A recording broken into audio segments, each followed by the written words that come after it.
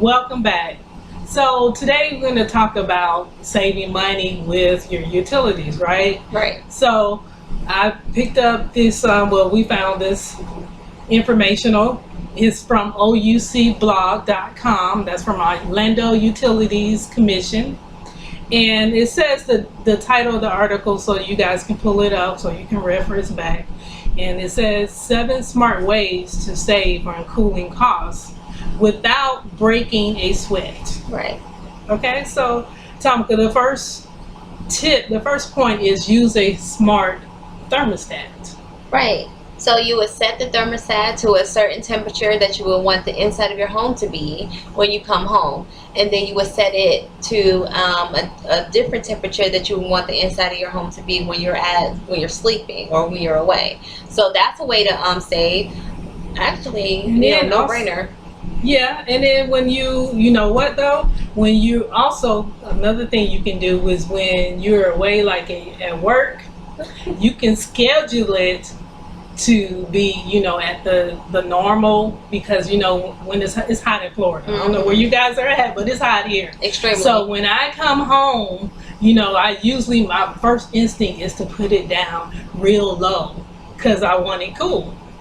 But what you can do, because you don't want to have it that cool, you don't want to waste that much energy all of that time. So while I'm at work, you can have it scheduled to a higher temperature. You don't have to be using all of that energy until you actually get home and somebody's actually occupying the space. Right. So that's a good way of using a smart thermostat. And also when you're on vacation too, you can set your temperature at whatever the minimal requires to not use a lot of energy while you're on vacation. Right, and use timers and motion sensors. Like when you're trying to turn your lights on, turn them off, use timers, motion sensors. That would help. Let's see, unplug your electronics and stuff. The old school saying is unplug everything. And actually, it works. Unplug everything, when you go to sleep or when you're out of town. It's good if you have it on, the extension cord plug. And so you can just one button instead of going around and have to unplug everything. Well, that's if they can all fit on that extension cord. So the second one is install ceiling fans. Yes. Turn the AC off completely. That will help you save money. Install the ceiling fans. Let's see. Or you can have, you don't have to have it so cool like at 70. You know how they tell you keep it at an even 75. But people like, heavy people like me need a lot of extra air. So, if you don't have to have it at 70, and you can keep it at the 75 and not use so much energy if you have a ceiling fan that's circulating the air. Right. You want to go around your house and check for any cracks or crevices and kind of like fill them in, because they can be leaking out air and causing your thermostat to work harder than it should be working. So these are the tips that you can use in order to. And then number 3, the third tip is adjust temperatures gradually. Yes. Don't go from 65 degrees all the way up to 75, 80 degrees. Don't do that, just gradually, because you want to give the room a chance to come up to that temperature, each temperature before you shoot it up, because you're is pushing more energy out in order to do that. So that's a good tip too. Okay, and then number 4 says schedule an energy audit from your utility company. Yes. They do those now. Hello. And they can tell you where you're losing your money at, pretty much. Like rooms that aren't furnished. If you happen to have like a basement or an attic. Florida doesn't really have basements though, right? Some people do. Oh. You can't go down too far, but some people, yeah. So they have basements, boo. Ain't no telling what's going on down there. Oh my goodness. So yeah, that's the tip that you can use.